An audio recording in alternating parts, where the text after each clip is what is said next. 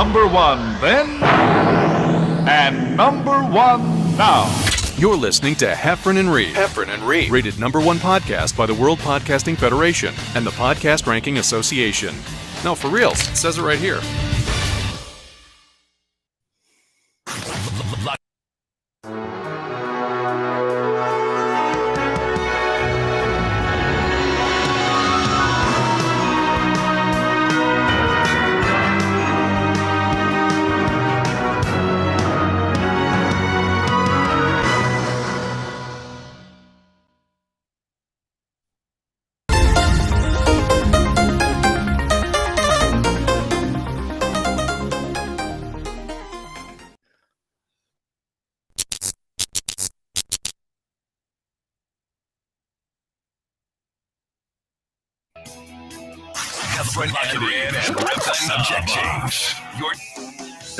Yeah, actually, you know what? We should start it a little different, and I wish I was better at movie quotes, but this is, if you can hear us, if you're getting a signal, it's John Heffron and John Reep. Now, since Facebook and Instagram has gone down, you've probably developed your tribes and are trying to move cross country to find some of the safe locations where there's 5G and internet. Follow me and John Reep's voice. We'll lead you to safety. I hope everybody's doing well. I know you haven't been able to post your inaccurate health post on Facebook about vaccines. I know you don't know how to pass information right now, but we're going to get through this together. Remember, in a time of crisis, there's always Heffron and Reep. Oh, yeah. That was good, buddy. I don't know. I was trying to do The Warriors. Remember, did you see the movie The Warriors when there's the radio lady the whole time and she's like, welcome. And my brain's not working. I couldn't even do it as, it would have been. I did not see The Warriors, but I got what she's doing. I like it. Kind of like we're ham radio and everything's down. That was kind of what I was going for. Oh, yeah, like John Cusack in 2001, right, where he was like this one radio dude who was predicting the end of the world and the fact that these rich people had a secret ship that they were going to get on. And we are the secret ship. Yeah. Jump on board the Heffron and Reep ship. All right, we're still out here. Yeah, I lost 226,000 followers on my Facebook fan page, 5,000 on my personal page, and 68,000 on Instagram. So what? I still got you, don't I? I still got you, man. Dude, listen. There's going to be some people killing themselves, John. There's going to be suicides. Listen, you'll always have, and then we'll bring on our guests, but you'll always have a big poster with John Reep, where say John Reep, and then it'll say Funny Bone, whatever city, and then it'll have your dates. So you'll always have all the foot traffic of everybody who's not walking through malls in America. You always have those people. That's true. You'll have the people that went into the mall for warmth will then look at your picture. So you haven't lost everybody. I'm going to look up old pen pal letters, start. I think this is the perfect time to start. You've done it on your Country-ish podcast. Grab your yearbook, start calling those phone numbers that people wrote in them, see if they live there, and start telling them about your shows. Dude, I have theories as to what happened. Right. Get some deep, dark. Let's get the guest on. Let's all talk about what do you think happened. All right, Alan, do we still have that video, or is that lost in the internet? This colossal thing that's happened. Do we have anything left? That's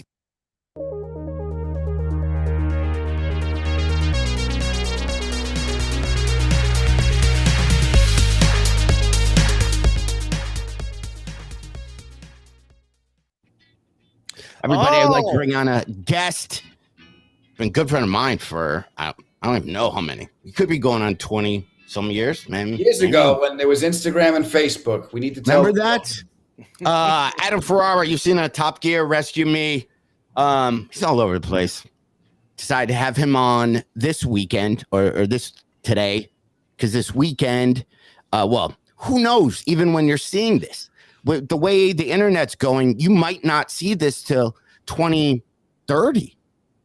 but so I don't even know. But Adam is performing should I say this weekend or the date, John Reep? What's better? Say the date, because like you just said, we don't know. All right, so it's October 7th, 8th, and 9th. Here's where Adam is, John Reep, and I don't even think you know. First, he's in Holland, Michigan, at the Park I got the Theater. Grand Rapids on the 6th. I got the listening room on the 6th. Oh, there you go. We didn't do that one. You didn't do that one? I got that one. No, we did a thing at like a laser tag golf Top Shot golf place. Yeah, Top Golf. I did that in Vegas. And we didn't have a microphone stand. And there was a karaoke bar. There was a karaoke stage that had 3 microphone stages on it in the same building. And we walked over and we said, can we have one of those stands? And they said no. Yeah. Yeah. People helping people. They're just nothing. They're just no. And I'm sure they had to wake up and make it to church on Sunday. Yeah. But yeah, didn't even. So we did that. So you're at where you said on Wednesday in Grand Rapids. Yep. And then Thursday, that's when you're at the Park Theater in Holland. That place is awesome. The city of Holland's cool. The theater, right, John? We had 2 mic stands. We had too many. Yeah, that's that. Yeah, Adam, that's what happened. One night, 0 mic stands. Next night, 2 mic stands. The following night, we're back to 0 mic stands. Yeah, so if you have a mic stand, bring it, pack it. Yeah, if you bring have your mic stand. I'm done The now. Holland Theater, you're gonna love it. The crowd was awesome. You feel like you're doing a rock show. Right. The only thing they were all nice once we got there, but they didn't put one picture of me and John up or even promote us. Right? They just did that. Who's that guy I always say? Owen, what's his name? Benjamin? Oh, no, you're talking. No. Oh, Gary Owens. Gary Owen. All they did is they were up on him. They posted about him nonstop. Okay. But you'll like the place. That's good. And then the bowling alley ones are really good. You're going to like them. You're going to love them. That's Muskegon, right? Yeah. I got Muskegon on the 9th, and then I got Grand Rapids again on the 8th. So it's Grand Rapids on the 6th, Holland on the 7th, Grand Rapids on the 8th, and Muskegon on the 9th. Oh, yeah. This will be fun, I think. I was pleasantly surprised with what it was like performing. You're literally like on the lanes, and the crowd is looking at you. So the backdrop, visually, it looks pretty damn cool. And you're tempted to grab a ball, just go for it right after a joke. That would be a great little rim shot. You just hit a strike, Yeah, and people aren't throwing bowling balls at you while you're going. You're gonna love it. So all those dates, we'll post it. It's weird because we're doing this. We were gonna go live, old school, and then as of right now, when we're recording this, nothing. Facebook and Instagram is gone. This is like people will be able to talk about this like the winter of 1976 here in Detroit when it snowed so bad. People my age still talk about that. I what you were doing with the Warriors at the front, it was the radio lady, and you only saw the side of her face and the lips talking into the microphone. As the Warriors try to make it across New York. They got to get back to Coney Island. Yeah, to all fight. So they got to fight through all these gangs, and the radio lady was giving like play-by-play to everyone. That there was like the underground kind of a score. What's happening? Like, they just made it through one of the minor league teams. We're the orphans. You don't walk across our stuff. Then they got to get in a fight. It's just. Well, I gotta go check that out. That sounds awesome. When did that movie come out? It came out in the 70s, I think. 70s. Oh, kids. Man. The guy was wearing just a leather vest. The other guy, the big guy, had the afro and like Indian feathers. And the Fury, the Fury was a gang that wore Yankee pinstripes with baseball bats, and they had black eyes, and they would beat you up with baseball bats. This sounds awesome. Yeah, dude, it's Warriors come out about to play. And Joe Walsh had the closing song, "In the City." Was the Joe Walsh song? Oh, in the city. Yeah. Okay. they could totally redo that movie now. I think they tried to. I think they tried because it's a classic movie. Like if you're a nerd like me and John, every kid knew that movie, especially in New York because it was about New York. And it was the 70s. We had 3 channels. There was no Instagram and Facebook like it is today, kids. No. I know. What a throwback this is, man. Yeah. I'm loving There's actually more gangs, I think, now than were in the Warriors. Now you have a group of people with red "Make America Great Again" hats, and then you have all these different. Everything's more divided, so it's not even crazy gangs. It just yes. No, Somebody's trying to get through gangs on social media. That's what we need. We got to give them a platform. So, Adam, you have a podcast. Right? For a podcast. 30 minutes, you'll never get back. I got to have you guys on. I would be honored. I'm going to write that down. I have seen clips of it. You got some good guests on there, buddy. Oh, thanks, man. Yeah, I had some fun. I got to talk to. Let me ask you guys: are you nervous? Because I got very nervous with a couple of my guests. Do you guys get nervous? Yes. Yeah, I do. Who makes you nervous? Well, right now you, because I'm a fan of you. I don't know. I met you one or two times. It's been great every time. I love what you do. Thanks, pal. I put you up there with some of these other greats, and I always get nervous when it's a good comedian, and I'm like, I don't want to say something or do something stupid. But yeah, that happens. We worked together in Seattle. We were at a casino in Seattle. It was the last time we worked together. That's right.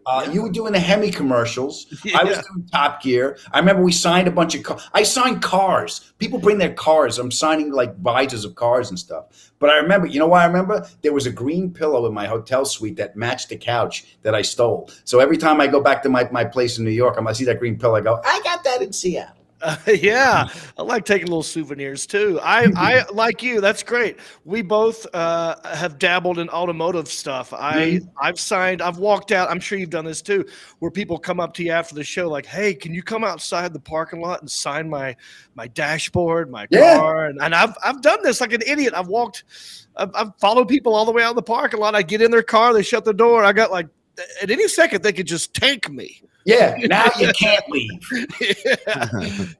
But I signed a fire truck in Philadelphia. We were on Rescue Me. We donated the fire truck we had to the Philadelphia Fire Department, and it was me, Leary, and Lenny Clark. We did the Tower Theater, and they brought the truck out, and I signed it. And my wife was so mad at me because I just thought we were signing a truck. I didn't know it was a press event, so I'm wearing this stupid hat and my Rescue Me shirt, and I look like an idiot. But yeah, I got to sign a fire truck. But yeah, car people are great. I got to when we were doing that. What I would do, because the show is real popular with the kids, and sometimes kids weren't old enough to come in and see us, so I would on social media, when it was running. I would say, come to the parking lot on a Saturday, all the kids that can't get in, and we'll take pictures. And like these minivans would show up, and these kids are running out, and you sign and taking pictures, and you see the parents like this. Right. That's funny. That's 100% true. It's almost like they don't want the kid to hear it because it might belittle their moment. So they have to lip sync it like. They're pretty much saying like, he's been driving me crazy the whole freaking. Yeah. Oh, that's great. Yeah. What do you think? Like today, obviously, with Instagram and Facebook going down, I always think like if I think of comics in the 80s, right? Yeah. Sometimes I get super lazy going, those guys didn't have to do anything. Yeah, all you had to do was write jokes and be funny. It was a whole different thing. Up, and it's just like you had one evening at the Improv credit, right? And you were a headliner, and you would sell out rooms. Maybe you had to get up to do like a morning zoo stuff was kind of it. Yeah. But this is so what I'm saying is those guys in the 80s probably still have their mailing list because I think a lot of those guys sent like legit postcards to people's houses saying, I'll be in your city. Those guys are going to crush it. Because you're the only ones who can communicate to their fans. Yeah. If they still live in. It's a whole nother job. I mean, we have to do this. Look, I love doing my podcast because I get to talk to people. Yeah, I have an excuse to talk to people. I mean, I got very nervous. When we talking about nervous, I had Nathan Lane on the show. Changed my shirt twice before. My wife was laughing at me. So I was very nervous talking to him. I have and car guys, Leno is a friend, so he did one for me. And Chip Foose, the car designer, I got very I have him coming up. Who else? Kevin James did one. I was the guys from The Sopranos are old friends, so you talk to those guys. Yeah. Like Michael Imperioli and Steve Sharippa. Edie Falco is a friend, so she did one.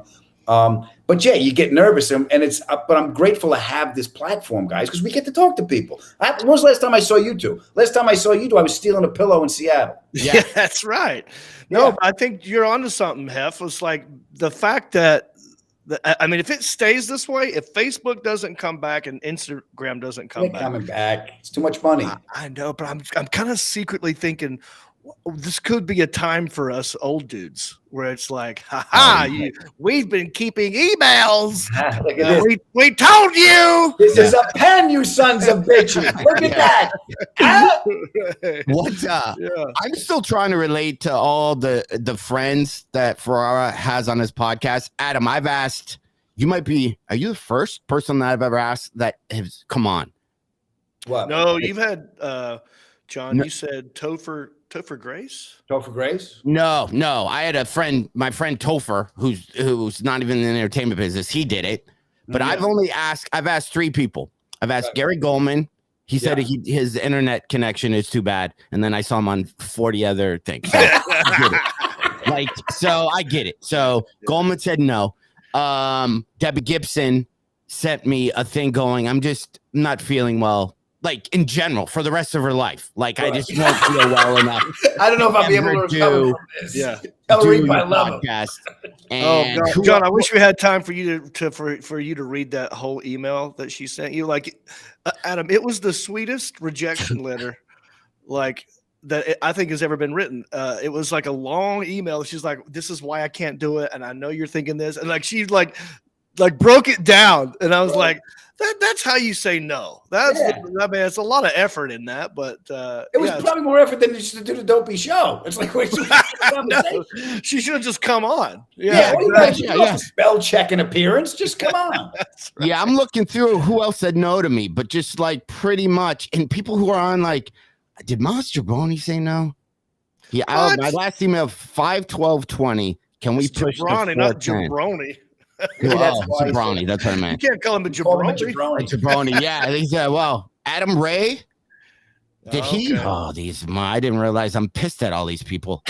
Man, as soon as Instagram comes up, I am unfollowing. I did that. Even people who middled for me, you motherfucker. I did that. Okay, you know who said no to me?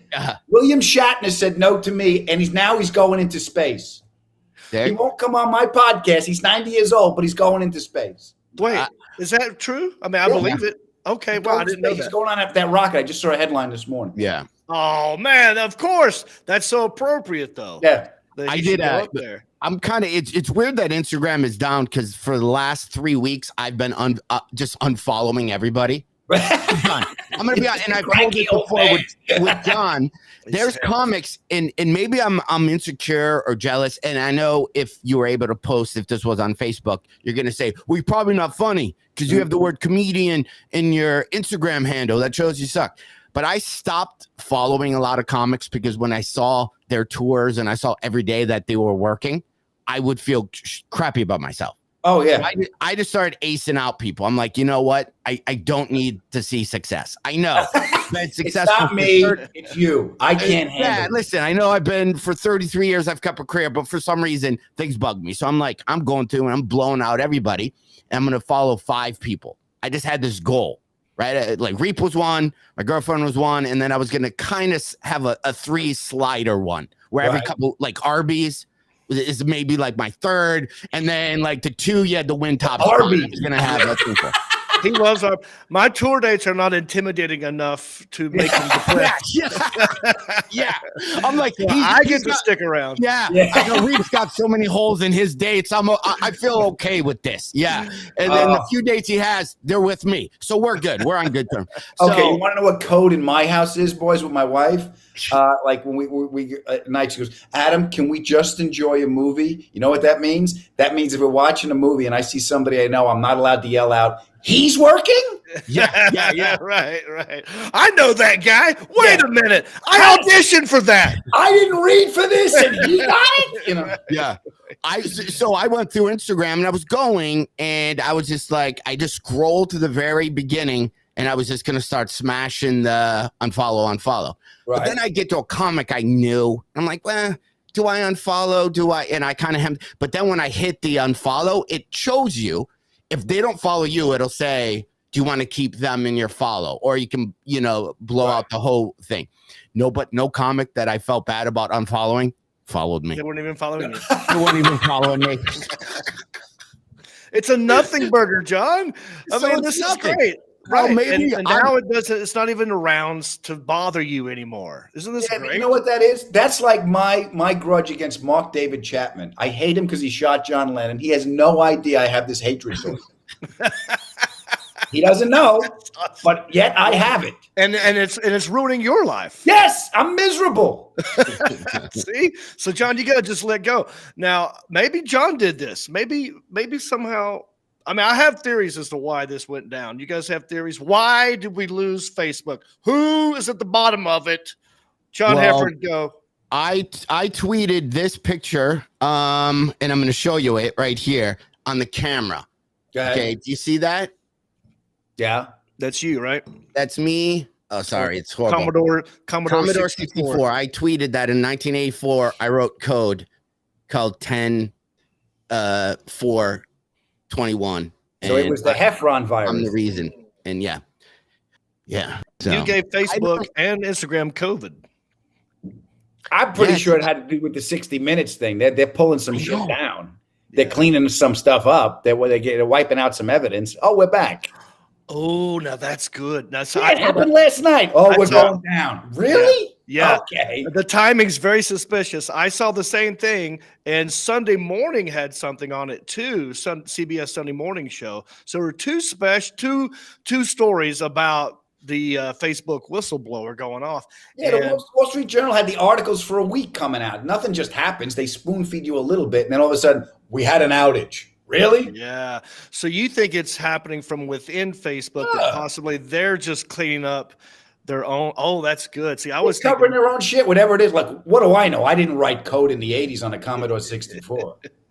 Yeah, well, Heffron could tell us. Yeah, it's probably not that hard to knock down WhatsApp, Instagram, and Facebook. There's not like, how in your kitchen, you probably I have a light switch that I get it wrong since I bought this house. One light switch turns on the garbage disposal. The other one is the light.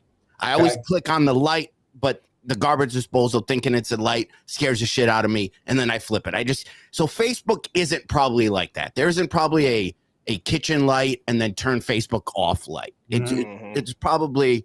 Well, I know I can make WhatsApp go down anytime I try to use it. As soon as I try to fucking call somebody, it's not going to work. Yeah, I've never had much success with WhatsApp. I mean, I got one friend overseas who I use that, and that's it. I don't even use. Is WhatsApp even a social media thing, or is it just like a phone thing? You can text, you can send pictures. Yeah. Now there's commercials on it. I don't know why. Oh, okay. Yeah. I'm wondering if it'd be weird if you had a conversation like on WhatsApp and then a commercial. Just you have to in the middle of the conversation, like you're doing a live read. John, tell me what the gig is like. Oh, hey, Adam, what's going on? Where are you at this weekend? Do you need aluminum siding? Your home deserves the best treatment. Is that you, John? Aluminum siding. Conversation right every after argument. You know what I mean? Like I just think we should the girl goes. I just think we should just break up. Call Roman. Roman is your thing for erectile dysfunction. Go to Roman.com. You're like, what? It's not you, it's me. Don't worry about her. There's plenty of women on Bumble where they Yeah, no, I'm surprised that hasn't happened. Well, can't give it an hour. Yeah, someone's listening to this and they can come up with it. We should do that though. So wait, John, who owns Twitter? The guy with the beard and the wolf. Jack Dorsey guy. Is he friends with Zuckerberg? No, they've been trolling like the thing. He's been like they tweeted. Literally, the tweet said from Twitter, literally, hello to everyone. Oh, just I think they're like Lex Luthor and Superman. They're like those two. Well, what if the bearded guy from Twitter Right. like somehow gave some money under the table to the lady, the whistleblower who was working at Facebook. Is like, I need you to take them down. And here we are. I mean, that could be. I don't know. I like to stir the pot. I don't know. It's the weird thing about, I think, with Facebook and all that stuff is it gets really political, right? Like, are they doing shady things? They're passing misinformation. They're doing it on purpose. And I'm so wishy-washy, and maybe I need to take a stand in my life, but I'm always like, that's bullshit. How dare they do that? And then I'm like, okay, now I got to buy ads to promote my Michigan date. Yeah. Like, it's well, weird. It's the delivery system. Look, it's like a car. You know, car's a great thing. But, you know, you put some idiot behind it with a couple of drinks in them. Now it's a dangerous friggin' thing. You know? So it's the algorithm is the scary thing, is the control of the algorithm. Yeah. Yeah, they said that during that story. John Heffron, did you see the same 60-minute story that me and Adam are talking about? No, I didn't see it. It's really good. They were talking about One follower. Yeah, did you unfollow her, John? That's what led to this whole thing. I'm done. Yeah. Wait till you guys don't get me started. Pescatelli, if you can hear me, you're ghost. You're mad. No, not Pescatelli. Yeah. You're in trouble, buddy. Yeah. So no, it was interesting because they were talking about the algorithm, how the algorithm basically, at one point it was where, you know, you would get notifications on things that you like, that you signed up for. Right. And then the algorithm said, no, we're going to give you things that we think you'll engage more, which is usually negative, sort of hateful things. And that's just what took over, which is why girls are depressed and all this other stuff. Well, that's the other thing. There's even comics. Look, I know a comic that's got some success now. His manager goes on his Facebook to start fights to keep the algorithm going. Right. It's the guy's manager. Wow. Yeah, so we're not negative enough, John. We're too nice. Well, here's the thing about negativity. It's easy. It's easy and it's effective. Anger's a drug. Anger's like, you know, that aggression and that it's a drug. And, you know, it's an impulse that can be manipulated. Yeah, no, you're right. It hits these endorphins and it makes you react, and that's what they want you doing, is hitting like or thumbs down or whatever it is. Yeah, it's an impulse. It's like when you put impulse items at the supermarket. It's the same theory, but now it's just like, you son of a bitch, I got to give money to stop this. They want you while you're angry. Yeah. What do you say, John? I know comics, you know, that, you know, even years ago weren't that political, and now suddenly have way political podcasts in its way. And when you see them, you see how easy it is, literally how easy it is to manipulate your audience and just say what you know is going to get them crazy. Okay, let me ask you this. I never did politics. I was always a student of the human condition. I just wanted to connect. That's just the way my thing. But how do you live with yourself? How do you live with yourself if you're going to do that? Look, I got a wife and I got a mortgage, and this woman eats every day. So I got bills. Yeah. And I got worries about paying those bills, but I just can't live with myself pumping out shit I don't believe in. But you know the guys I'm talking to. Same here. Yes, I do. Yeah. It seems exhausting.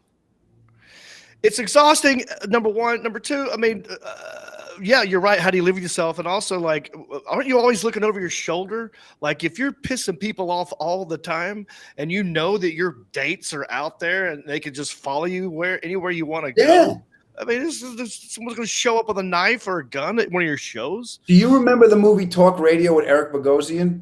Yes. That's what that is, man. Mm-hmm. That was way before this stuff got really bad. That's when, you know, when we were kids with the kid in the mall and everything, it's all scary shit. Yeah. Oh, so I was it's weird on Instagram. I thought I could pull this up, but I just went to Instagram and I click on the comments and there's none. So I was at the Punchline in San Francisco this weekend, and there was a sign on the door that said, "Comics, please don't lean on a backdrop or poke the ceiling tiles on stage. Thank you." And then I wrote, "I'm so sick of these big corporations telling me what I can and can't do. This is America. I have rights. #freedom." This guy and people went off going, if you're comparing people trying to be forced to get vaccinations, then that's apples to oranges. Keep the leftist bullshit off of, like, literally or people, it could just be a funny sign with a random thought. That's also. You can't get sarcasm. There's nothing. This has been my experience, gentlemen. Everyone is so friggin' wound up, and the uncertainty breeds. People would rather choose unhappiness over uncertainty. So I'd rather be angry because at least I can hang on to something. Wow. Uncertainty is like, fuck. So you got all this energy and you're just looking for something for it to land on. It's like, when he's drunk. You don't go home. Don't go home when he's drunk. You're in the orbit. And all of a sudden they take it out on you. That's so true. I didn't think of it that way. Like, people would rather have a yes or a no or an anger or a love than this gray middle area of, I don't know, this limbo. I don't know where to put my emotions or my feelings. So I'll just go with, it's gotta be bad. Yeah. And that's so true. That's so true. And you just wander into and you can find, here's the thing, you can dial up any reality you want on this phone. Yeah. You could, and the people with the algorithms can feed you whatever. I got friends of mine, people I love very much. Like, I did the research. No, you didn't. I love it when people say that. I did you worked. You don't know what remote turns on the TV. What research did you do? You brain trust. I also, and I brought this up, Adam, in the last podcast. It's funny because I think the three of us are the same. Like, I look at myself as a distraction comic. I would joke about relationships, random fun things. And for that hour that you're at my show, it's just kind of fun pop music. It's Matchbox 20. I'm not making you, I'm not changing the world. I'm not trying to get you to sign a petition. It's just the thing. Well, other comics have the approach of, you got to use your voice for social change. You're being hacky if you're not challenging people's thoughts and minds. I'm like, ugh. Okay. Well, first of all, I'm not playing, the challenging club. I'm playing the comedy club. So step one is be funny. Okay. Thank you. Yes. Thank you. Be funny first. And if you can be funny with a social message or a point of view, God bless you. The jester was the one that could speak truth to power. He was the hunchback that could tell the king, going, "You're fat." You could say it. Yeah. Right. So, I mean, even the stuff I'm writing now, I'm taking the position of, here's my position. And I got a bit in my act. It's like I'm in the middle lane just trying to get home. That's all I want to do. I want to get home. I don't want it too far to the left because then you hear defund the police. Like, no, we need the police. Right. I don't go too far to the right because then you hear wearing a mask against the Constitution. I don't think the virus read the Constitution. I just want to go home. I just want to go home and take care of my family. So I'm willing to do stuff that reflects my point of view to be authentic to my position, but I'm not going to shit on someone else's position because it's you're entitled to it. Look, I'm married. I've been wrong many times. I'm used to it. Thank you. That's a great point. I don't like it when people have these hard facts or these hard truths based on what? I mean, you don't know. All I know is that I don't know everything. And I don't like it when people talk so confidently about something when I know, like, you don't even know what you're talking about. Yeah. Like 100% to speak that so, like, boldly and truthfully. But I'm like you, dude. I'm going to stay in the middle lane. I just do it because I feel maybe I'm egotistical. I just have so many bits that I want to get through when I'm on stage. Stopping down to debate somebody, I don't have time for it. Yeah, and it's not why we're all here. Here's the one thing I like about, well, many things I like about my job, but one thing that always, and it's, I don't know how you guys discovered funny or how you fit in, but it's how I fit in my family. I found my usefulness by making everybody laugh. My dad was my hero. Worked like a dog. Came home every day, saw that look on his face, worried about money, food on the table, but I could just see that look. I love cars. I didn't have his mechanical ability, so I always felt less than. But when I made him laugh, that look went away. And that smile came on his face. So for that moment, I was like, oh, that's what I can do. I can take it away. I can make that. And that translated into, I'm playing for the guy or the girl laying in bed at night, single mother, whoever's raising a kid, staring at the ceiling going, how the hell am I going to pay for all this? How am I going to get through all this? The guy or the woman just trying to make it all work. They've spent money to come and see me. They've made their choice with all the entertainment choices to come and see me. They got a babysitter. They got a 2-drink minimum. Whatever's bothering you, I'm going to take it away for an hour. Right. Yeah. Right. You're going to have the bullshit when you go home, but for right now, let me make you happy. Yeah, I agree. Here.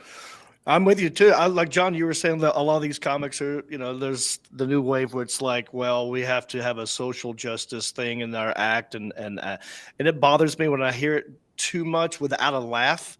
Yeah, without a laugh. There It's a needs to be a laugh. There Very needs to be a laugh. I mean, TED Talk. Yeah, it's like you're doing a TED Talk, and that's fine if you just call it a TED Talk. Don't call it a comedy show. Yeah, but you see, boys, we've been in country over what, 25 years, easy. Yeah. So we've been doing this, and there's a natural change and progression to anything. Our line of work, the way we approach it, our craft.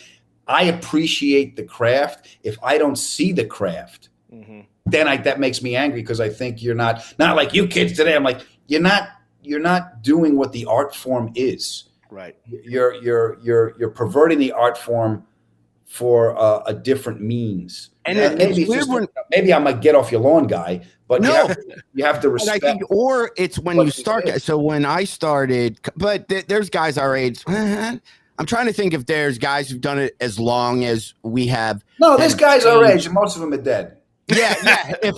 If they've changed their thing. But when I started doing comedy in the 80s, right, I think it's like whatever musical genre was going on at the time, right? 80s bands sounded like 80s bands. 70s bands sounded. So when I started comedy, every comic I saw on TV was, have you seen this commercial about this?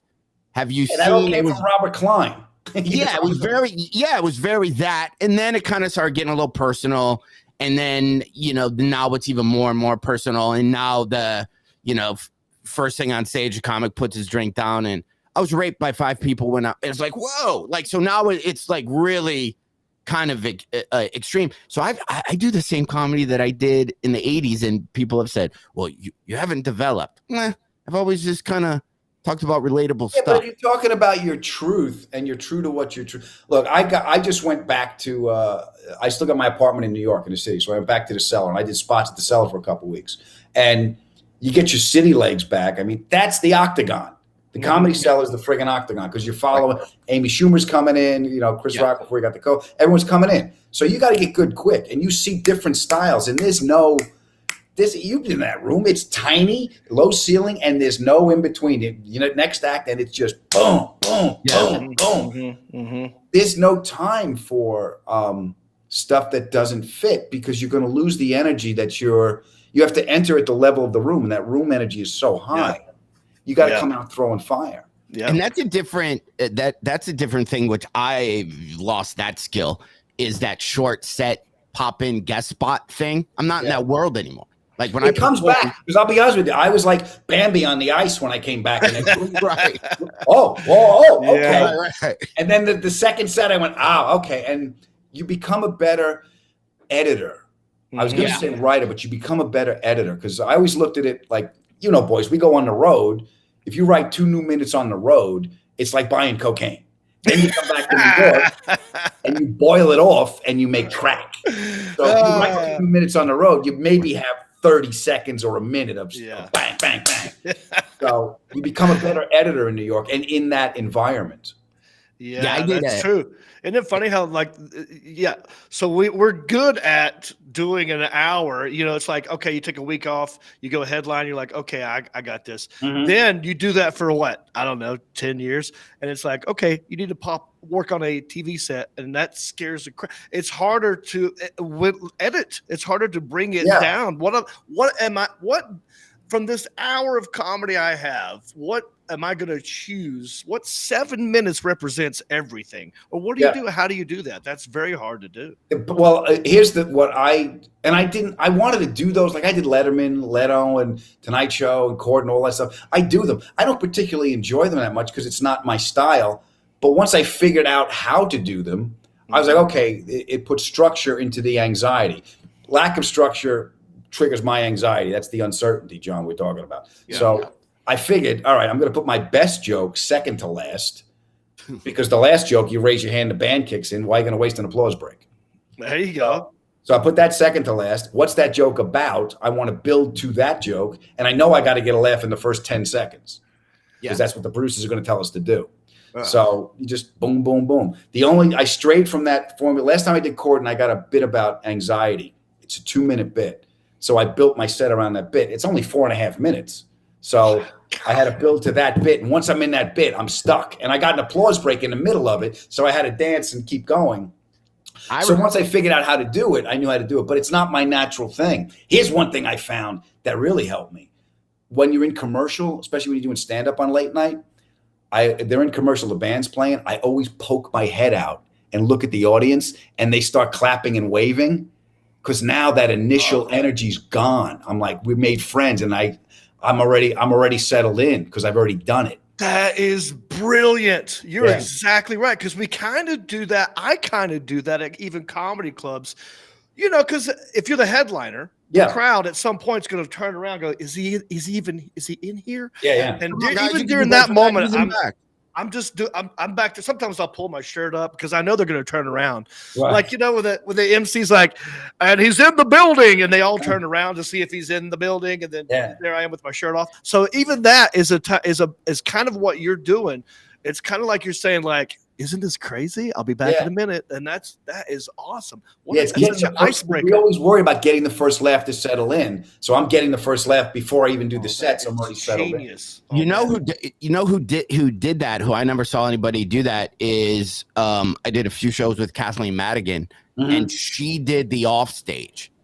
So she would go to the mic and go, hey, everybody, welcome. It's Kathleen. And people clap. And she'd say something kind of funny, like, I just started drinking. I'll be up in an hour. But welcome my good friend John. And they were laughing at her thing. And she's welcoming in that. And obviously, Kathleen goes up and would crush even if she didn't do that. But that was a cool thing because, I don't know. Yeah, that's for me. And at the height of his fame, who did? Goldthwait. Oh, okay. This was the coolest thing he ever did. For me, not ever did, but the coolest thing he did for me. I was opening for him at a college in Florida. It was the morning Sam Kinison died. So they had that big fight on Howard Stern. So everyone it was that much. So, no one knew Sam was going to die. So I'm opening for him. And, opening for a band, you're in the way. Opening for a big comic, especially him, they're already like, they're all doing him. Yeah. So I'm working for these people that are having a stroke. They don't want to see me. So he goes on stage first. It's an amphitheater, so it's out. So he goes on stage first in character. Then he breaks character. He goes, I just want to take a minute and tell you that Sam Kinison died and we didn't get along. And his voice starts breaking character. We didn't get along, and if we're ever going to apologize, now we can't. So if you're mad at somebody, think about not being mad at them because this feeling really sucks. I'm going to be out in a little bit, but my friend Adam Ferrara is going to come out and entertain you for a little bit. Here he is now. And he introduced me. So he gave me credibility with the crowd. Yeah. And so I just remember that going, that's a guy who's got awareness of the guy in front of him. Yeah. Oh, wow. Would you guys do that, Reep? Would you do that, like thinking that if you were whatever club you're at, right? Let's say you're boy, I know people's schedules more than mine because I don't have any. Anyway, so you're John at Good Nights, I believe, in Raleigh in a few weeks, correct? Yes. And the reason why I know that is a good friend of mine, Matt Bergman, is recording an album with you that weekend. Right. Going what Adam's had, I'm not telling you to do this, but at any random club, let's say it's that weekend, would you walk up first, say thank you everyone for showing up here at Good Nights? Matt Bergen's recording an album. Make sure that you really stop talking, whatever. I'm excited to be here. Yeah. Welcome your host and walk. I've never thought about doing that. I think it's a cool move. I may have done it once or twice for like guys that are just, they're nervous or something, and it's totally my crowd. Then that's a cool move. I wish Brad Paisley would have done that for me. Oh, you poor bastard. I opened for Brad Paisley at the Hollywood Bowl. Oh, you played the Hollywood Bowl? I played the Hollywood Bowl. And Brad liked me. I mean, John knows we all did a thing together on Netflix, and he's like, come open for me at the Hollywood Bowl. And I jokingly said, wouldn't it be funny if I went out there and started setting up stuff like I'm a roadie and then just get into it? Like, I was kidding. He goes, yeah, do that. And I'm like, oh, shit. And so I thought, well, I'm in it now. So I'm out there, and had he come out and said, hey guys, thanks for coming. I want you to watch my special friend. He's a comedian, give him a shot. It was an uphill battle after that. I mean, it took me like 5 minutes to get him, and then I had 5 minutes and it was over. Yeah. But I see the need for that for an event like what you were doing, Adam, where it's a gigantic rock star Goldthwait venue kind of thing. But I would, if Bergman asked me to do that, I would. I don't know him that well, but if he wanted me to do that, I would. I just think it's a cool, like, now that Adam said, it's just like a cool. It's different, right? It's different. It's not what you normally do.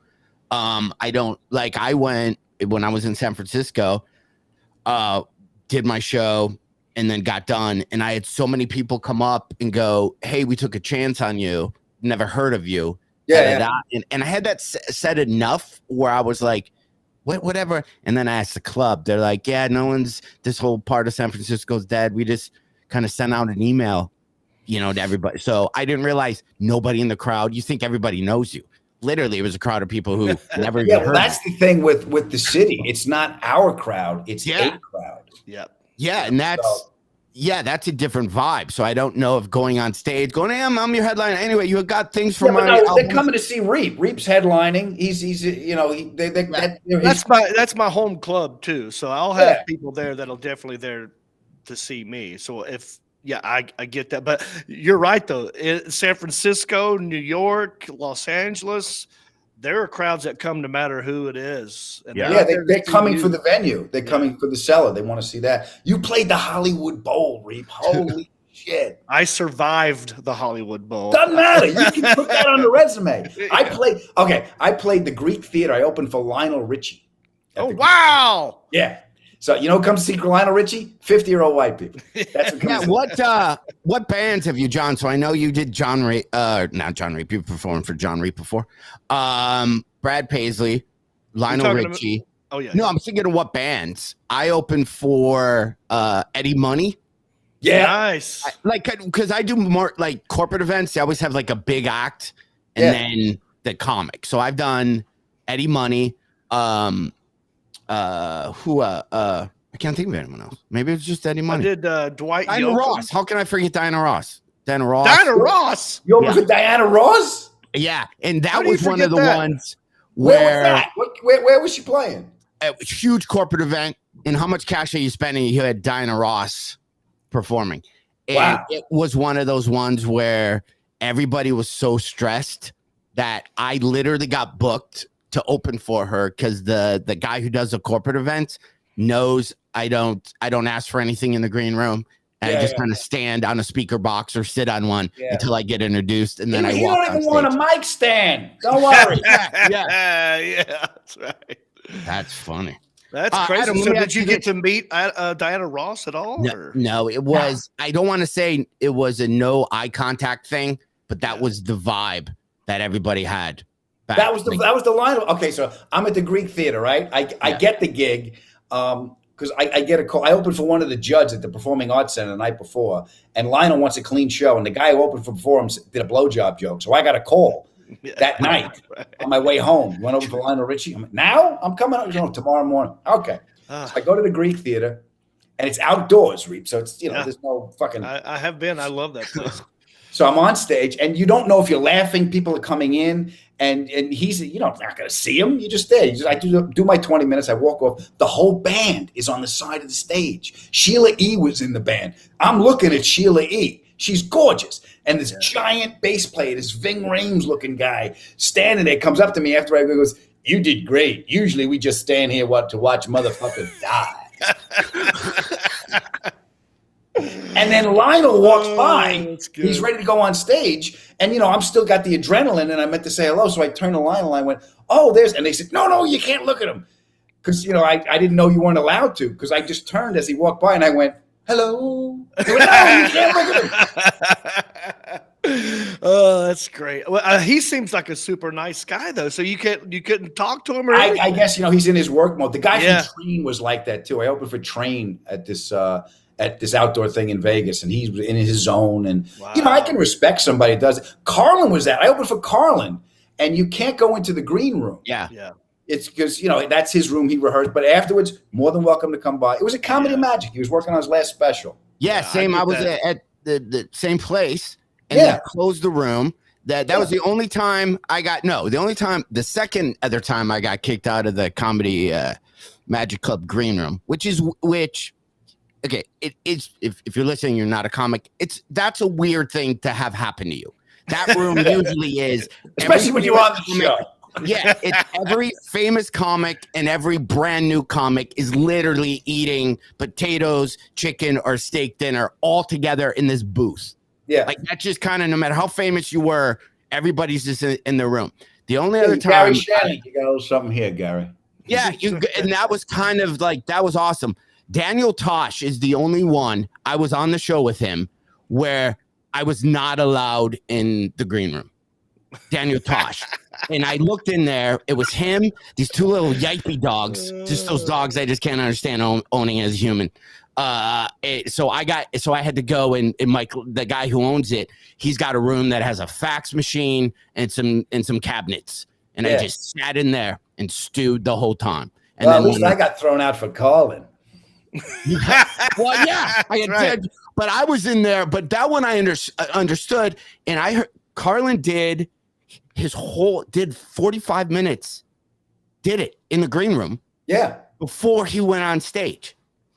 Wow. See, he's such a wordsmith, though, that I could see 100% needing that pre-show right before. I mean, that's rehearsal. That's like he's doing a one-man play almost because he's such a wordsmith. So I get that. Daniel Tosh, maybe he just didn't like you. Could be. Hold on. Let me find the Instagram. If you're on Daniel Tosh, unfollow. Well, you know what? Who did that? Not just to me, but like to any. And like I said, I get it. Oh God, now I'm drawing a blank. Who? And you know I'm Adam Ferrara. Who sings? I'm an asshole. Dennis Leary. Oh, Dennis. Yeah. Dennis Leary was doing a thing at Good Nights. I'm talking when I was an MC. Yeah, you're going way back. Yeah, and they're like, we're all like, is he here? Like, yeah, but no one's allowed in there. Yeah. You guys can't go in there. I'm like, well, okay. when I started comedy, this is in the 80s. You weren't like, if you were hosting, you just never thought about going into the green room. That was the headliner. Yeah, that was for the headlines. But Dennis was an actor before he was a comic. Lenny Clark was the one that dragged him. And I'll tell you what, when we did the Rescue Me comedy tour, it was me, Lenny, who else? Dennis and the band, right? So Dennis went up first and did a half hour. Dennis welcomed everybody. He sang a song with the band. Then he did a half hour, 40 minutes, whatever it is. Brought up Lenny, did another song in between. Kenny Rogerson was on the tour, brought him up, another song in between. Then I went up at the end. I did my 20, another song in between. Then we all sang the asshole song and we threw T-shirts out into the crowd and then got on a tour bus. Wow. So he opened the show for like a half hour, 40 minutes, just seeing him. And they're like, oh my God, so we had all that credibility again, bringing us up. I didn't know he was an actor first. Yeah. No kidding. Yeah. And he's cousins with Conan O'Brien. Conan, yeah. Yeah. Yeah, he went to school with Mario Cantone. They all went to Emerson together. Gina Gershon. Mario Cantone, he was headlining when I first started doing comedy, and I thought that guy was the funniest. Like, I'm 18, dude. 19. He'd get on stage, and I don't remember his act, but he was very, just very, not flamboyant, but he would say just how it was so fun. I would just sit back there. You couldn't stop watching him. Yeah. I mean, it didn't matter what he was talking about. He was so visually him and Kevin engaging. Yeah, Kevin Meaney was the same when he would just get That's on stage. not right. And you just go, my penis, like it was so. There's so many guys when I first started that I'd watch every show. I would just go, man, just amazing. There's a guy named Chris Rush who started with Carlin in the city. He started before there were comedy clubs. He recorded his album at the bitter end, and that guy just ripped the top of my head off. It was just he's one of those guys like Pryor. First time I saw Pryor Boys, it was the Santa Monica concert. It was a VHS tape. I went to one of those parties. When your mom and dad would take you to the parties and they get the warning in the car. Like mom would turn around like, now don't behave like an animal. Your father does business with these people. Yeah. So they were all watching Pryor downstairs. They went up to have coffee. I snuck into rewound the tape. I'm standing up with my mouth open, just watching him. He didn't have an intro. He just walked up and grabbed the mic and started talking. Wow. I didn't understand a lot of it. I was 12, but I remember saying out loud to nobody, like, look what this man can do. Right. Holy shit.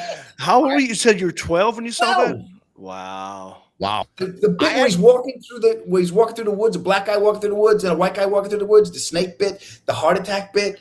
Like I said, I didn't understand a lot of the drug stuff, but I was like, this guy's amazing. But at that age, you're at least aware of the power he's having on other adults live in that moment. And it's like, that's a drug. That's crazy. And to realize if I repeat that stuff on the school bus, I'm making people laugh. Right. I'm not going to get beat up. So it was like a defense mechanism. Mm-hmm. Like I found my funny through him. I think we all find our funnies through, we learn how to be funny by people that we connect to, and then we find our voice in there. Who was it for you, Reep? Wow. Well, as a kid, I would watch, everybody watched cartoons growing up. And then I remember the certain station would play old Jerry Lewis and Dean Martin movies. And as a kid, I remember watching Jerry Lewis, and he's like a cartoon. Yeah. And I would laugh my head off at Jerry Lewis. And that's how I got into like adults doing comedy. And then it switched. As I got older, I discovered Steve Martin. Yeah. And then, then of course, Richard Pryor, all these other guys. But it started there. I remember the first comedian I saw live where for an entire hour, I could not stop laughing. And I had my hand up begging them to stop talking so I could breathe. And it was Brian Regan. Yeah. Who is still one of the best ever. Yeah. So, but yeah, it started with Jerry Lewis. I still think he's one of the greatest. I got introduced. So my mom worked for this place in Michigan called Binder Building Company. And Mike Binder, who's a director in a comic, he was like 19 or 20 doing stand-up comedy. He came into the office where my mom worked, and she asked him about thing, and he goes, I'm working on, and I remember him doing a bit to my mom. I don't even know what it was, but I was a little kid, whatever the math is. I'm 11. I'm like, why is this guy his cadence? Why is he talking to my mom like this? It was weird because he's not talking like this. He's like, so I'm working on a bit. You ever walk into a store and the animatronic guys are, and it was almost like it was a rehearsed conversation. And I was just confused on why he talked that way. And I asked my mom, why does he talk that way? Oh, this is kind of a cool thing. Yeah. And then it was, man. I got the Carlin and I got the Steve Martin album for Christmas. Yeah. And so, that one was just with King Tut on it. I'm playing King Tut over and over. Who do you think? As I got older, it changed. I remember it going from like Steve Martin, and then it kind of got like, Pryor, Murphy. And then I got on a whole kick. And this was like, I was 19 or, I call it my gangster phase where I was like, women ain't nothing but hoes and tricks. Right. And I was like, it was all about Andrew Dice Clay. Yeah. For about 3 or 4 years for me. I memorized an album, a double cassette thing that he did called The Day the Laughter Died. Yes. I had it memorized. Right. And I remember thinking, this is the funniest thing I've ever heard in my life, because he eventually walks the whole room. Yeah. He did that at Dangerfields. That was just his recordings at Dangerfields. Yeah, it's insane. But I had never heard anything like that. Right. And just his attitude. Then the whole New York style was crazy to me back then.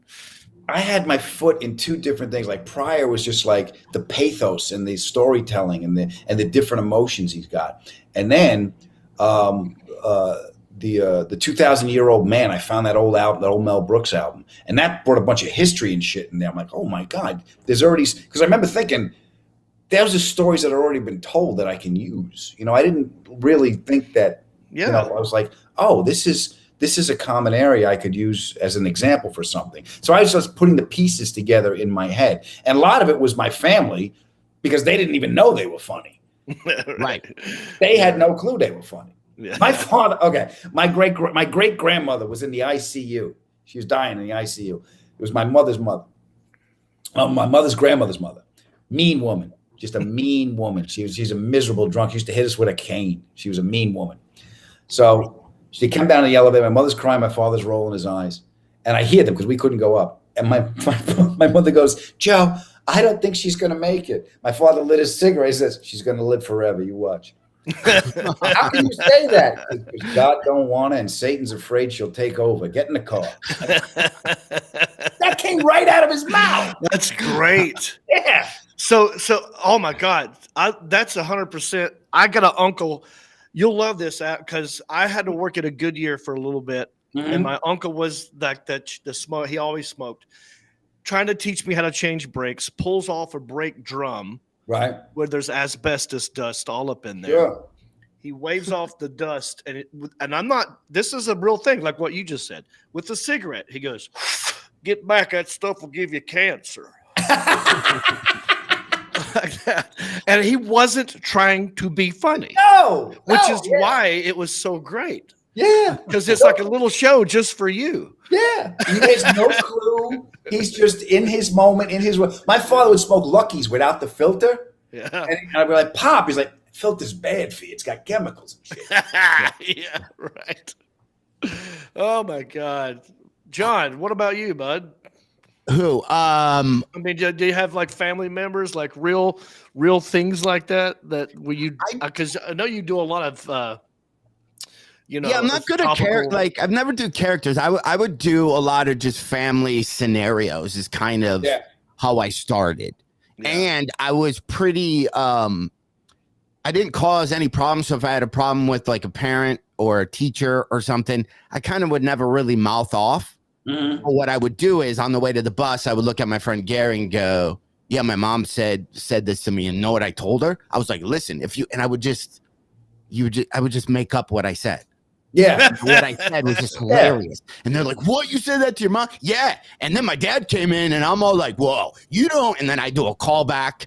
And then I would kind of see like I could just lie about these scenarios. And I sound like, and that's exactly what I do on stage. That's why I hate when my family comes to see me, because they know that's not how the trip to Florida went. Right? Yeah, you did. No. Oh, my mother. Here's the thing. I would tell the truth about my mother. Then, we color things in. Yeah. She never believed the true stuff. Yeah. I told a story about her on the Tonight Show. She's like, Adam, why do you tell these stories about me on the television? They're not true at all. I have evidence. I had a letter. Edie I was on a show with Edie Falco, and we become friends. With 2 years, we were on a show together. So that was the credibility for my mother, boys. They didn't care. Top Gear, they didn't care. My son is working with Edie Soprano. So now, right, queen of the day room in her community. All right, yeah. So she's watching the interviews on Edie. Edie's got 2 kids. She's a single mom. Okay. So my mom knits. Since my father died, that's how she processes grief. So I have more Afghans than Kabul. Right. So she made these hats. She goes, I made these winter hats for Edie's kids. She's a single mother. She's working. When does she have time to knit? I don't know, Ma. Right. So she sends me these hats, right? Boys, they're awful. They're like they're like little Elephant Man hats. Right. The brim is on the side. One side is too big. Yeah. I almost was going to go buy hats and give them to Edie, but I said, right. My mother made yeah. They're terrible, but I promised her I'd give them to you. Edie got all choked up. She sent her a card. She hand wrote a card. She put it in the mail, and she mailed it to my mother. My mother calls me up. Let me tell you what a lady Edie Soprano is. Okay. There was no email. She didn't push send. She got a gift. She went to the store. She bought a card. She licked a stamp, and she sent me a letter. I have it right here. I go, what'd you do with it? Well, I made a copy. I had one of them I had laminated. I put it in the curio. The other one I put in my bag to show the girls. So I tell the story on the Tonight Show. Right? Edie's laughing. We come in the next day. My mother's like, why do you make this stuff up? I go, Ma, the letter's right there. You did it. Right. Yeah, that's great. Yeah. But yeah, John, you have that storytelling stuff in your act that I like. I love your bit when you're out to dinner with your wife and some couples getting in a fight and your marriage gets infected by the fight. Yeah, you know how it's funny. Let me show you how I refurbish bits. Right? So after I got divorced, I had all this marriage material, and it was good stuff. And I didn't know how, it's like, it feels like such a waste, but I didn't want to lie. So now what I did with that exact bit, I switch it to COVID and say that they're super spreaders. And I took that same thing. And that's why I'm glad that we're 6 feet apart, is so arguments don't jump from table to table. So I took that bit and gave it to a different couple, and then do that. And it's a little smoke and mirror. Funny's funny. It's the smoke and mirror. That's Let me ask you, smart. Adam, how just about writing, because I got excited because I did. I'm horrible at sitting down and going, okay, I'm gonna write some. I'm gonna write. Yeah, now. me too. I write on stage. Do it for somebody who wanted writing help. Yeah. Right, some other comics. So I go, okay, I'll sit down and I'll try to do. So I kind of did it for that person, but I don't do it for myself. So I went on stage this weekend in San Francisco, and I just told a story about something that happened to me at this Amazon Go place, and it crushed. It's one of those like things where the first time you do something, it just feels new, and But then when you do it the second show, it's like meh. Yeah. When you John, do it the third.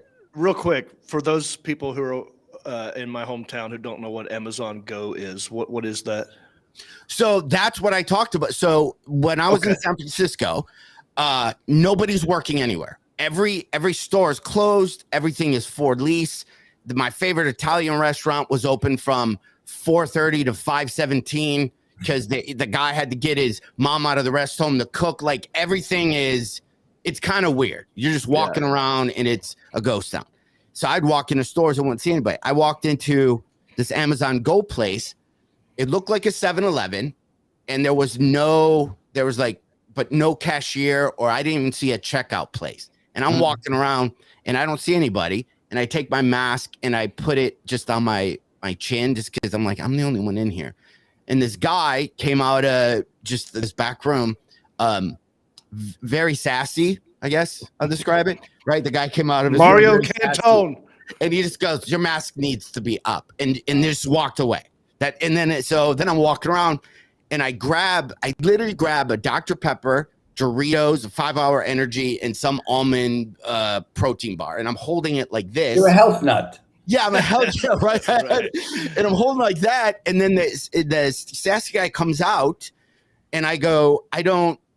And I'm holding it like this. I go, is there a scanner? How do I pay for this? And the guy said, just leave. So I tried doing a bit where I go to him and I go, are you still pissed about the mask? that was Daniel Tosh's green room. And he goes, just leave. And I go, how do I pay for this? He goes, just leave. You'll get billed for it 20 minutes later. I'm holding the stuff like this. I scan nothing. I walk out of the store. 20 minutes later, I have an email from Amazon, itemized of everything I bought, and then told me how long I was in the store. Wow. Right? So that kind of happened. But then I was trying to do bits about how many times in a relationship have you got kicked out where your girlfriend was like, or wife is like, just leave.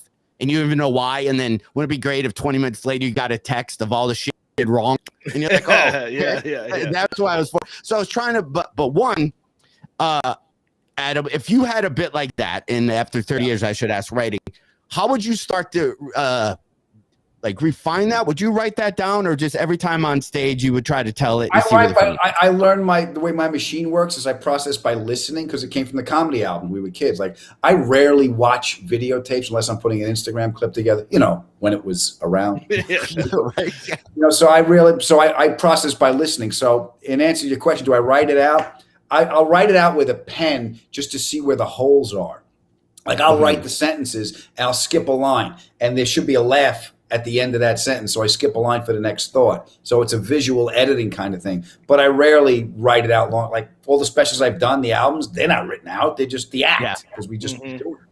Yeah, you just sort of do it like in beats or rhythm, like you hit bullet points. Like, I definitely want to mention this thing, and this, I thought this was funny, and this next thing. And then over time, because I do the same way, Adam, I take the idea and a couple of bullet points, and I go up there, and whatever comes out of me, if it's funny, I'll remember it. If it didn't work, I'll know immediately. And yeah, I used to do this, but yeah. Mm-hmm. I build hammocks. Like I'll know I'm going to start this 10 minutes, bang, bang, bang, bang, bang. And then I'll go into the audience for however long I want to go. And then I'll set a question in my mind that leads to the next bit I want to do. So it looks, it's this. It looks seamless. Yeah, right. Exactly. But, I know. And sometimes if I'm riffing, and I don't know if you guys do this, if I'm riffing and I have an idea, a bit that's not working or an idea that I don't have yet, I'll put it in the question I ask for them. Because now it's not my point of view. It's in a different environment and I can see something different and I'll get a different answer from them. So I'm actually I look at it as sculpting. I'm using the audience as a chisel to help me make it into something. Yeah. I always love that when I'm talking to the audience and I'm talking to a couple or something and I'm like, how are you guys? And da-da-da. And I just, you're like a bad attorney. I just lead them. Well, I mean, you guys have bought orange juice together, right? And then they're like, yeah. Well, you know the funny thing about orange juice? Yeah. When you find your way. Yeah. Yeah. I'll put it in the tag. Like I'll put shit that I want to get to in the tag. Yeah. The best ones I get if there's a callback tag leader. You get a Triple Crown. Yeah. That's good stuff. Yeah. John, but seriously, I had never heard, maybe because I'm over here in Hickory, an Amazon Go. Well, I didn't know that was a joke place. I did on out stage the gate, was like, I'm lost in what the hell are we talking about? Yeah, the joke I did on stage was I was confused with the guy. I'm like, I don't understand. I didn't pay for this. Am I paying for Amazon Loot? Like Amazon Looting is like a service that you can pay for $14 a month where you can just go in and steal shit and then walk out. But it literally is, I don't know how they scan it. I haven't figured out the technology or even looked it up of how they know. Like if the three of us walked in there. It's like the mini bars in the classy hotels that you pick them up. And it knows. Put them down, Yeah, you're gonna be like. And then when you walk out, there's probably the barcode had probably between the door jams. You got to walk in there with a sandbag and put it on the thing like Indiana Jones did. No, guy, I literally, because I asked on stage, if the three of us walked in that place and we had a bag of Doritos and we started Harlem Globetrottering it, where I toss it to Reep and then he throws it to Ferrara, then I catch it under my legs and we all three leave at the same time, who gets charged? You only use your barcode when you get in. So you get your phone, it lets you in the door. Okay. But then your phone's in your pocket for the rest of the time. So I don't know how it associates with you. Like I think what it does, and the barcode. There's not scanners because it says, imagine every item in 7-Eleven having to be on a scanner. I have a video of it actually. I'm gonna look to see if there's a scanner, but I don't know. It's pretty amazing. So when you were describing it in the beginning part, John, because I'm really just trying to break down because you were asking how would you do this, right? I was confused out the gate because I didn't know what an Amazon Go was. I would have had to have taken a minute to say it's a store where you walk into and you can take whatever you want and they bill you later. But see, I thought it was like walking inside of a vending machine, but everything's out in the open. You just grab it, huh? Okay. Yeah. Did you see the video? That's what I was looking at. I really thought it was like a vending machine, but no, this is like, it's like a regular store. And you just walk in and grab stuff. Nobody anywhere. And you just leave. They have a grocery bag you can grab. And if for 25 cents, you could throw everything in a bag, just like you're playing supermarket sweep and walk out. And it told me I was in the store for 4 minutes and 42 seconds. And it had everything itemized. You were in the store for 4 minutes and 42 seconds. You thought about the girl across the street naked, you perv, and you bought a Dr. Pepper. Yeah, right? Can you imagine if it just started like you go to pick up the Doritos and then you get an email going, you've kind of eaten a lot of carbs this week. Like it's been a long time since you called your mother. I'm just saying. Yeah. So, all right, Adam. So you are this weekend. This weekend, John, I forgot. Make it a little thing. Hold on, let me see. I know I'm in. Actually, Wednesday. I start Wednesday. I'm in Grand Rapids, Michigan. Then I'm in Park, Michigan Thursday. Then I'm back in Grand Rapids, Michigan on Friday. And then Saturday, I'm at the Back Alley Comedy Club in Muskegon. Yeah, that's October, depending on if it's 2050, October 6th, 7th, 8th. 9th, 2021, year of our Lord. Yep. Right. That's what year it is. Yeah. Then I'm in You're gonna Hilarious like in the bowling Cleveland. Then alleys. I'm at the Like, Mohegan Sun Casino in Uncasville, Connecticut, and all the tour dates are up on AdamFerrara.com. And I used to be followed by John Heffron. Apparently, Yeah. yeah. good to John, see in you, your Reep. It's been too long, my friend. You too, brother, and I agree. And thanks for doing this, man. And I hope to work with you and be on your show. Yeah, I gotta have both of you on my show. We'll have some laughs. I really enjoyed my time with you guys. And let's make a deal now. If you guys ever work with each other, the three of us, whoever's going up last has to walk on stage first and introduce him. Introduce the other guy. Yeah. Totally. Yeah. Easy. And no one's gonna give a shit, but we'll do it. Yeah, right. Yeah. You got it. You're gonna love Michigan. Michigan people are awesome. You're gonna love all those places and be scared that it's in a bowling alley. It's a real nice bowl. Remember, Reep? That's when it's like 50 lanes. It's Michigan insane. is all about bowling. It's like, that's their thing, Cool. So you'll love it. It's gonna be great. I'm looking forward to it, boys. I can give Stay you happy, a video. okay? Yes. All right. Take care, Ed. Be good, brother. Take See it. you.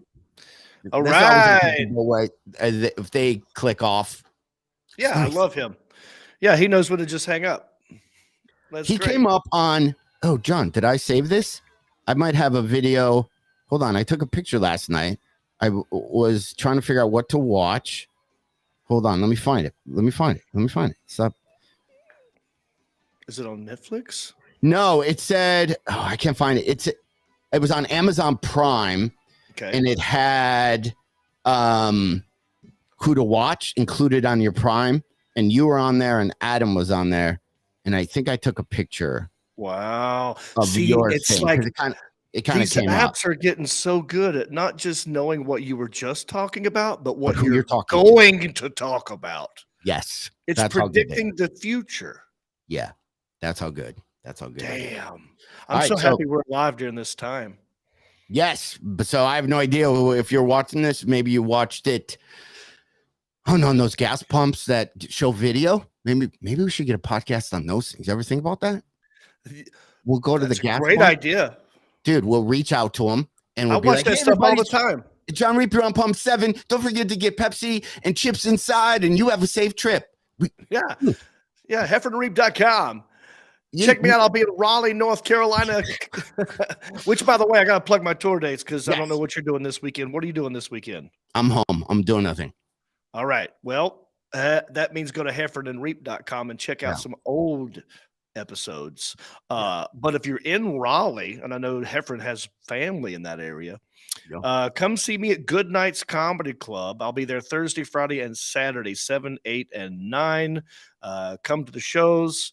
Got some good stuff I'm working on, and don't buy me a drink because I'm not drinking this whole month. Dude, I forgot about. So, how are you sleeping? That you're not drinking. I have questions for you, but I'm gonna save it for you. You're not drinking the entire month. But how are you? Do you think your sleep's better after 4 days, or you hate it? The hard part so far is going to sleep because I had a routine where I would be like, all right, I'll sit here, I'll have a cocktail that'll help me get a little drowsy, maybe take a sleeping pill. But now what I do is I'm not even messing with that. I am looking forward to my meals. Like I'm looking forward to pigging out. I'm not trying to get like the diet down yet. I'm just not doing the drinks. Gotcha. But eventually that will lead to more energy and more enthusiasm to work on the diet as well. And also, other random question. I know we're about to leave. Are you dressing up for Halloween? Yes. I have a teaser. So I'm going to get something. I figured out my costume. And I think for the next 3 weeks, I'm only going to show you one part of the costume. And you have to guess it before Halloween. Okay. I can do that with my costume as well. That would be fun. So That'd be fun game. mine's literally on this chair up behind me. I'm going to put it on and I'm just going to stare at you. And then we'll just end the podcast. I don't even need your, okay? I'm going to tell you, but this is going to be my costume. Are you doing it now? Okay, good. Yeah. So John Heffron's getting his costume. It's literally behind him. I just bought mine not long ago. Looking forward to wearing it. John Heffron is putting on what looks to be a bicycle helmet.